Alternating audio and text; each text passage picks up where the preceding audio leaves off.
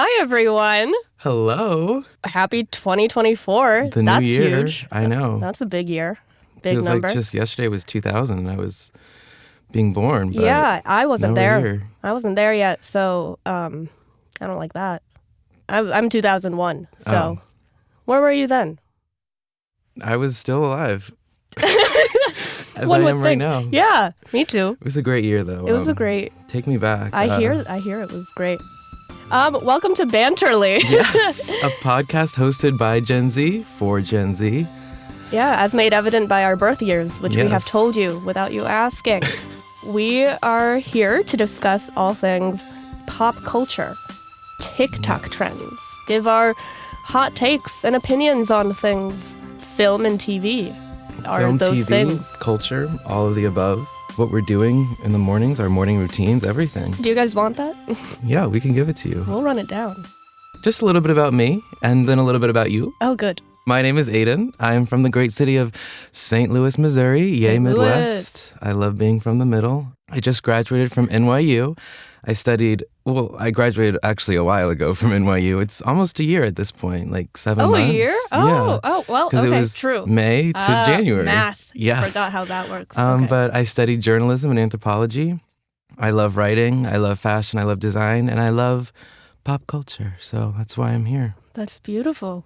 How about you? Yeah. Oh, thank you for this very in-depth question. I love to talk about myself. That's number one about me. Yes, my name is Aditi, if that's easier for you. It often is. And that's usually what I go with. I also graduated back in May. Barnard College, anyone? I studied political economics, and I did a lot of sketch comedy, stand-up comedy. I now do it around the city. And I also am deeply into pop culture and movies and TV, and I love to give my opinion. And so I'm very excited to be here with my dear friend Aidan. Yay! So many opinions. So many opinions, ultimately. That's is my what opinion! This is. Oh, yeah, we need to bring that back. We're going to start off each episode with a little question of the day. The question of today is, what are your guilty pleasures? You know, I thought about this for a while because It's guilt. kind of a hard question to Yeah, answer. it's very difficult. Guilt is an interesting thing to unpack. I do it with my therapist every week. It's hard to think of your guilty pleasures because what pleasures you shouldn't be guilty of. Yeah. But What's your guilty what's pleasure? my guilty pleasure? This is a pleasure that is guilty, but it's also freeing and fabulous. And my guilty pleasure is Zillow stalking people online. I am just a naturally very curious person. And so when I meet someone new or see someone on the side of the street, I'm like, I wonder where they live. I wonder where they grew up. Naturally, and yeah. not in like a judgmental, creepy way, but I just No. genuinely I love homes. I love design. I just want to see where you grew up. And it turned into like a thing where, if my friends need to know something about someone, whether it's a potential suitor or an ex-best Classic. friend, Yeah. I'm responsible for not only finding out where they grew up, but finding out every single thing about them. I go to their great-grandma Shirley's Facebook. I go to their LinkedIn. I go to their parents' businesses' website. I'm like, You've got it all. Oh yeah, I have all my different resources. I'm tapped in, and then I give them a little breakdown of exactly who this Like a person is. PowerPoint presentation. All about, Exactly. there you go. And I don't need much. Sometimes I just need a first name. Last names are helpful, but not necessary anymore, unfortunately. As long as I have, something to go off of, I can really, shine. You can uncover So, a lot of information. yeah, I can. Okay. And it's fun to see houses. It's fun to see I love where to see a people come home. from. I know. Yeah, it tells you, you get to learn a lot It's about like, a wow, person. yeah. I love to know where people And grow up. that's my guilty pleasure, and That's a I good love one. it. If writing doesn't work out, I'm going to be a private investigator I or a love- realtor. I can do either. Or HGTV, if anyone out there. I am the next property Yeah, brother. there you go. You can be one of those. Just me, yeah. I love that. What is your guilty pleasure? Oh, my guilty pleasure. Okay. I don't know if on TikTok, I don't know if we're in the same circles on that app. For me, sometimes whenever I scroll, I get a lot of teeth. Yeah, okay. That requires more information, right? Thank you. I would appreciate that. I get a lot of digitized versions of dental procedures, whether it's removing a cavity. I've gotten wisdom teeth removal. Putting in of braces onto teeth is something that I see, and I really enjoy that. I think they're meant to be like ASMR type videos, like pulling the cavity, like you see the drilling happen, and they like take out a piece of the tooth and they remove it, and then they fill it with that silver stuff. I'm not a dentist. I don't know what is actually happening, but it feels good when I watch it. And based on your reaction, I should feel guilty.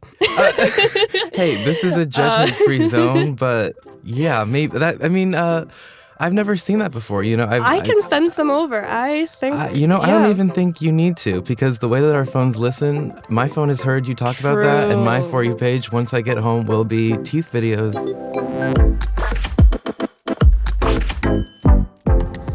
Because this is our first episode, the premiere of Banterly, we wanted to talk about some of the subjects that we would be talking about and kind of why we were drawn to a project like this. Like, what is Banterly? Like we said in the beginning, it's pop culture talk, it's TikTok, it's TV, it's movie, it's that celebrity gossip that's been going on. It's everything that a lot of our generation likes to hear about. And so it's just a space to have discussions that connect those fun things to like real world issues and cultural commentary on how our generation eats, sleeps, breathes, drinks, and dare I say banters? I like what you did there. Weaving it in. Yeah. I like that. Yeah. Just a little something we'll do here on Banterly. I'm already talking about this stuff with my friends. I might as well talk to it with the friends around the nation. Around the nation. Yeah, we're all friends now. We're all friends also. now. Welcome to the circle. Hi. So, like we said, TV, movies, culture, and in this episode, we're going to be diving into a topic that is a very natural topic. Sex. Let's talk about sex, baby. Okay. Yep, that was the end of that. All right, yep. And we're going to be talking about two pretty iconic Gen Z shows that have kind of made their marks on the culture. We definitely have Sex Education, and we have The Sex Lives of College Girls. Yeah. I personally am a big fan of both of these shows. We'll just start off talking about Sex Education. Oh, I wish my mom was a sex guru. So, why don't you start by telling me your earliest memory of your scrotum? Trust me, you don't. This show started in 2019. I was so deeply in love with this show from the start. Let's get into a little summary for those who might be unaware. It follows Otis, our main character, lovely man, but deeply awkward. We're in high school. We're in secondary school, actually. I should mention that we're in the UK now.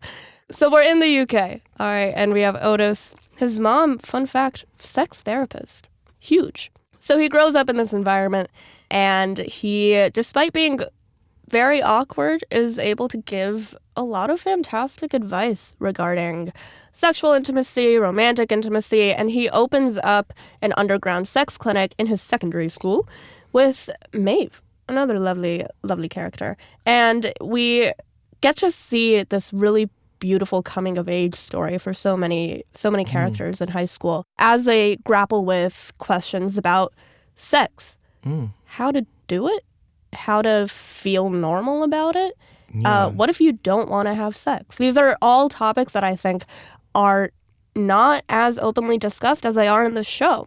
And the show does it in a really sensitive and honestly beautiful way, I feel. We follow a lot of characters through their journey with their own identities. I feel like we cover a lot of identities in a diverse way in this show. Like, one of the things that just comes to the top of my head for me is Florence, who's one of the big characters in season 1. We get to see her come to an understanding that she might be asexual, and that's okay. Why don't you start by telling me how you feel when you think about having sex? I don't feel anything. I have no connection to it.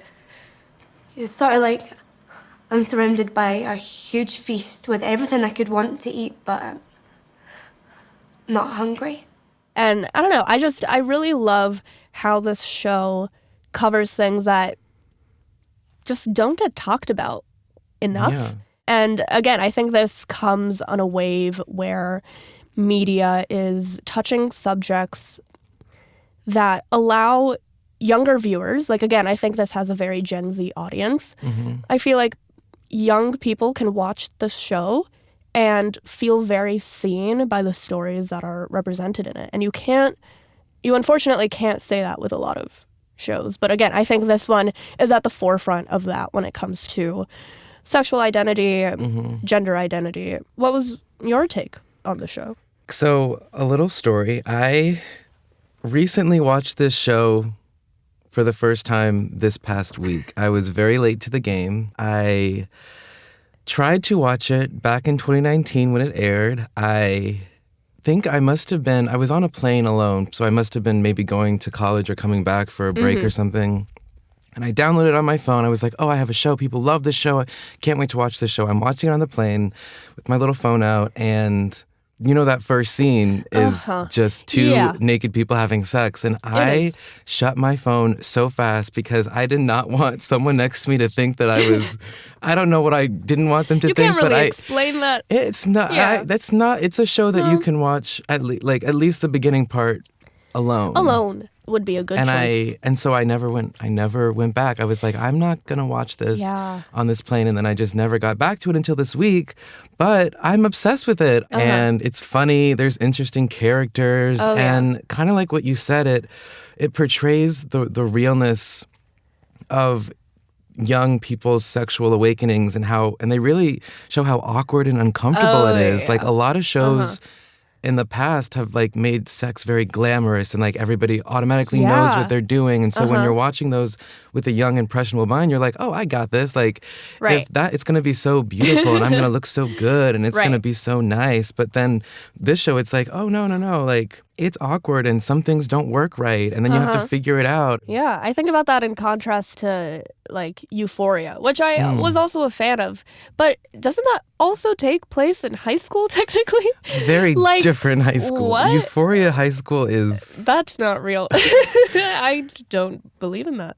With sex education, we get a real take on it. And that's, I think, really important in media. And honestly, like, it's a pretty diverse show. When I first watched it, I was like, oh, story about another little white boy, blah, blah, blah, blah, blah. I feel so bad. But then I'm like, oh my God, wait. It feels very diverse without making it feel like they're just trying to plop different diversity things in just to make it diverse. This was something I was thinking about with season 4, especially. And this isn't even about sex, but I think it shows how media has really evolved. In season 4, there's just this incredible subplot of Isaac. Isaac is another character that gets introduced through the show, and he's in a wheelchair. And there's just a subplot in season 4 when they get to college. Spoiler alert. That's just what comes after secondary school. And, you know, the elevators are always broken in this college. And there's just, you see, at first it's very subtle. Like he can't go to class because the elevators aren't broken and the school isn't accessible enough for him. And then eventually, you know, he mobilizes the student body to be like, hey, spaces need to be more accessible for people who aren't privileged enough to be able to walk. And it's just even small things like that. I think this show is doing a fantastic job of, like you said, being diverse without it feeling like, oh, we're just going to include this for the sake of including it. Yeah. It has a purpose and it's making... It feels very natural. It's very natural and they're making a very important point that, again, I don't really see happening in many other shows. I agree, and I think that it allows people to identify with so many different characters, and especially like I think back to how I was in 2019 when I was attempting to watch this show for the first time, and how, wow, like maybe I should have kept watching it because me going into college, very inexperienced, very like naive, very innocent little Aidan, and seeing a show that like, oh, like that's okay, like sometimes it's like, oh my God, everybody's doing all these things in these high school shows, but I haven't done anything. Like, am I behind? But to see a show like this now being 23, whoa. That's Let's crazy. sit with that. Yeah. Okay. Moment of silence for my youth. Just kidding. I'm very much still young. But I wish I would have kept with it. I'm glad I get to watch it now, but it's great for young people who were like me, that like everybody's journey's different. There's no right way to grow up and experience these things. Everything is unique and different for everybody. Yeah. Absolutely. I also feel that way. I think college in general, I really like what you just said, though, about like not having a lot of experience in high school and then going into college. I think our next show, Sex Lives of College Girls, I feel like that show deals with that topic in a really resonant way of, a lot of people have their first experiences in college, and that's a lot of people don't. Totally, all of that is totally normal. And guess what? In college, you're still awkward. Yeah. I'm still awkward now. Very much so. Out of college. And I've graduated. To be awkward. And I unfortunately think this is just who I am as a person. And we'll deal with that on a different time. But yeah, Sex Lives of College Girls. Yeah. You had a one-night stand. I know. That is the sexiest thing I've ever heard. You know those girls that are like confident? Yeah, I hate them. Me too. I just pretended to be one of them. I still think sex is better when it's with someone you love and it's an expression of your commitment. So, Sex Lives of College Girls. The name, it's all in the name, really. It's a show about 4 college freshman girls. They are randomly placed as roommates, and it kind of just follows their school lives, their personal lives, as they're adjusting to this new experience coming from all sorts of different backgrounds. Like I said, there's 4 girls at the prestigious Essex College in Vermont. One of those, aren't they called baby Ivies, like Amherst or like those types of like New England vibes? Right. Essex College, the fictional prestigious university. So there's Bella, there's Whitney, there's Leighton, and there's Kimberly. Bella is inexperienced, but sex positive. She loves talking about sex. She's very open about sex, and she's trying to be a comedian, a comedic writer. And then there's Whitney. Her mom is a senator.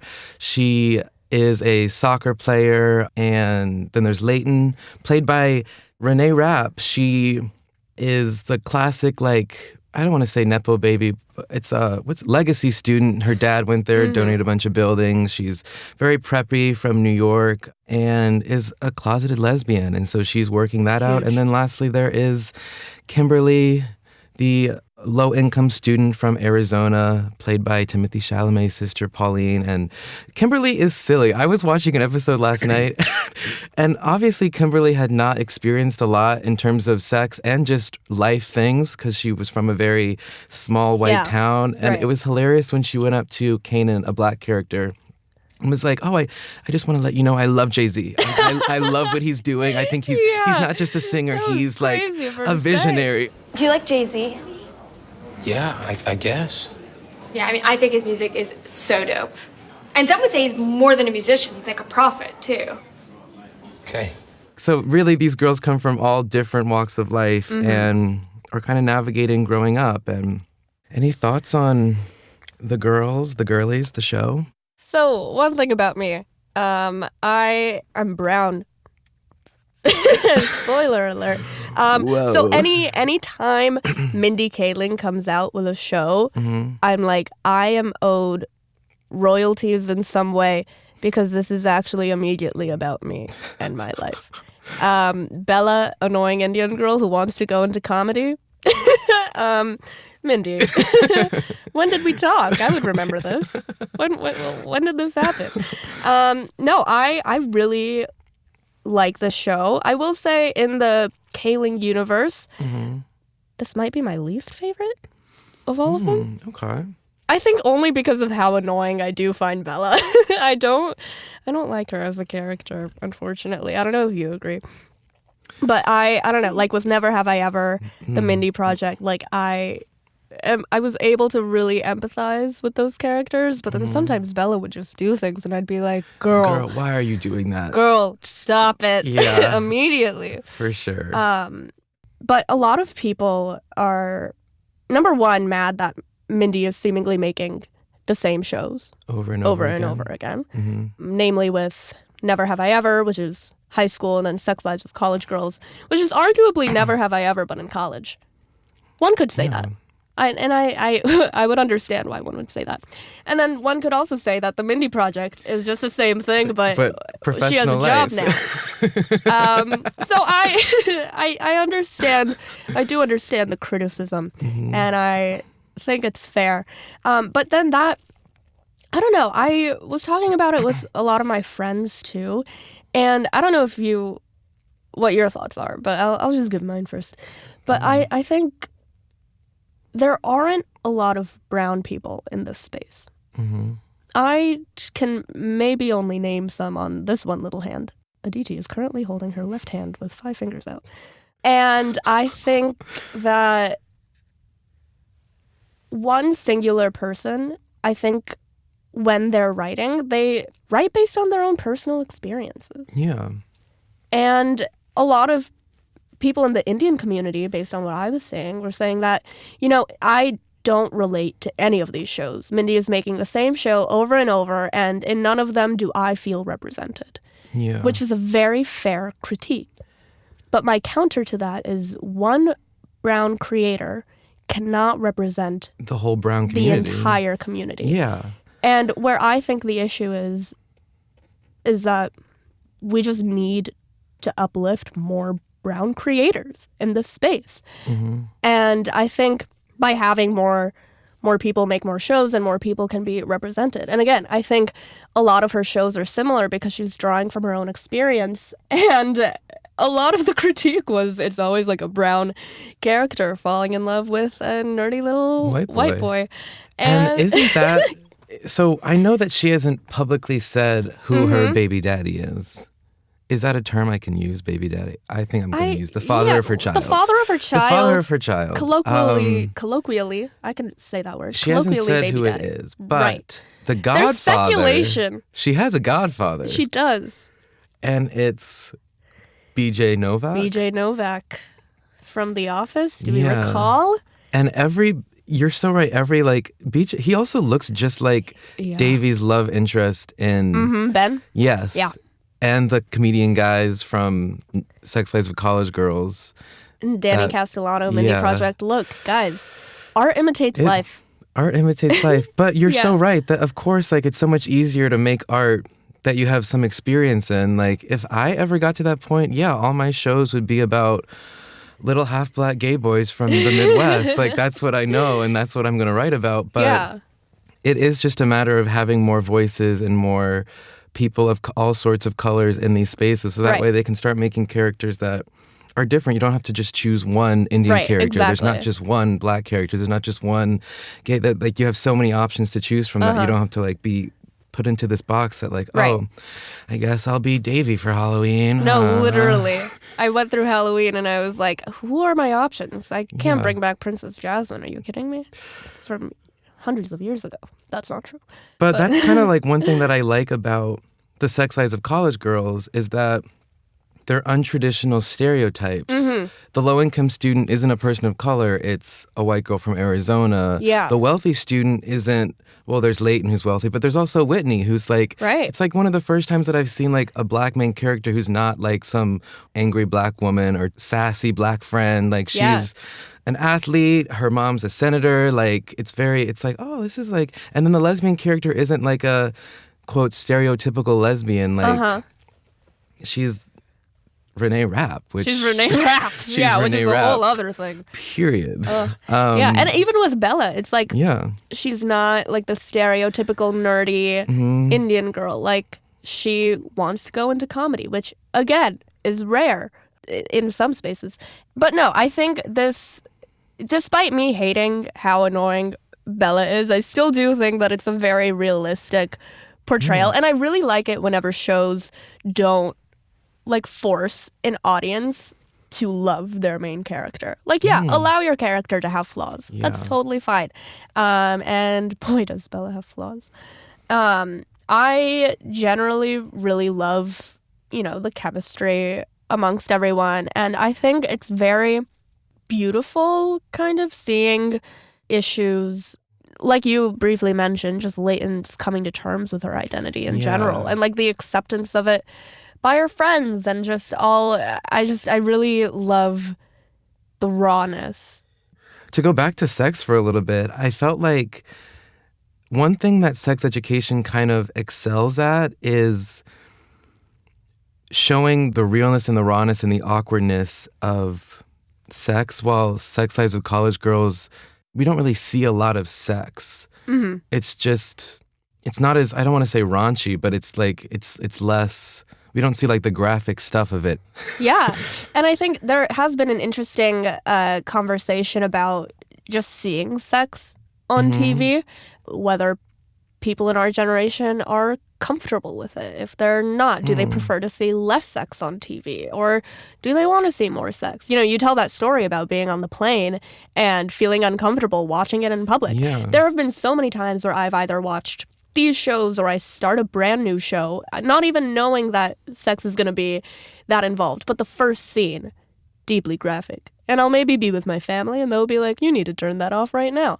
So I think that that's also a very interesting conversation. And also, like, whether it's actually adding to the plot or if they're just kind of showing it to show it, which I sometimes feel with particular shows. But with these two shows, like Sex Education, I feel like they show it because it's part of the story. Mm-hmm. The awkwardness and... It's part of the plot. Yeah, exactly. It's part of the story. Looking back on kind of like the legacy of these shows and kind of how sex has been portrayed on TV in history, like the 50s, women couldn't even say X, Y, and Z. And then you get into the more like the 90s and they're talking about it more, and then the 2000s. And now these shows that it's all in the name, I feel like it's going to be a lot easier for young people to learn about their own bodies and discover what they like and dislike, versus before when all we were seeing was those like, oh, like, it's so beautiful, it's such a wonderful thing. Like, no. And also I feel like sex education, I don't know how it was in your school, but I feel like it needs a little bit of a revamp in terms of... I don't think my school had it. Oh. I don't remember it happening. We had something in 9th grade about it, and which I thought was very good at the time, but I still feel like it didn't talk a lot about like sex between people of the same gender, or diving into all these different types of identities and sexualities that we have now. And I feel like these shows are kind of helping to like, okay, like, oh, if we can watch this on TV, maybe the schools will be like, oh, we like can talk they're about already it more openly. Yeah, there. exactly. It's going to be less taboo to be like, oh, like, shh, you can't talk about that. Even showing a scene as an example. Yeah, I really love these shows, and I really love what they're doing. And I'll also say everything that we've said in this podcast, we're not professional critics in any way. These are just what we think. This is just what we believe in. I took one critical journalism, how to write a critique class in college, and it did not go well for me. Okay. So I'm not a critic whatsoever. I'm just a person. Yeah. And I have my thoughts, and I watch these shows, and we're just regular people, which I think who like to banter. Whoa. Well, there you go. Bringing it back in. We should have like a banter tally each episode. Like, how many times can you say banter? I thought you were going to say we should have a button like the... Oh, the banter button? Like the... And then you click it and then it banter. Okay. Maybe not. Can we make that? We'll discuss. I'm sure some company can make a banter button. Yeah. If anyone out there. Tap the BB. BB, double B. Double B, B squared. Anyways. Well, we'd love to hear your thoughts. How have these shows affected you? Who did you identify with the most? Yeah. That's always fun to do. Did you hate these shows? I'd actually love to hear why you completely disagree with what we're saying, if you do. Please. I take criticism not very well, but please share. We'll work on that throughout this. We will. Yeah. But you can email us at banterly@immigrantlypod.com. You can follow us on Instagram at immigrantlypod and TikTok at immigrantlypodcast. We are all over the map. Yeah. You should find us on the map. Come find us. Locate us. We are an Immigrantly production, and this was the first episode. This was the first episode. And you can catch us every Wednesday on Apple Podcasts, Spotify, and wherever you listen to your podcasts. Banterly is produced by Shay Yu, written by us, the co-hosts, Aditi Misra and Aidan Taylor. That's me. The executive producer and editorial review is done by Sadia Khan. Our sound designer and editor is Steve Martin. The Banterly theme music is by Simon Hutchinson. Other music is by Epidemic Sound. Thanks for tuning in. We had a blast. Yeah, and we'll see you next Wednesday. Yes. Every Wednesday on the dot. Mm-hmm. Every day that begins with W. Every day that ends begins Y. with W. You'll know where to find us. Come find us.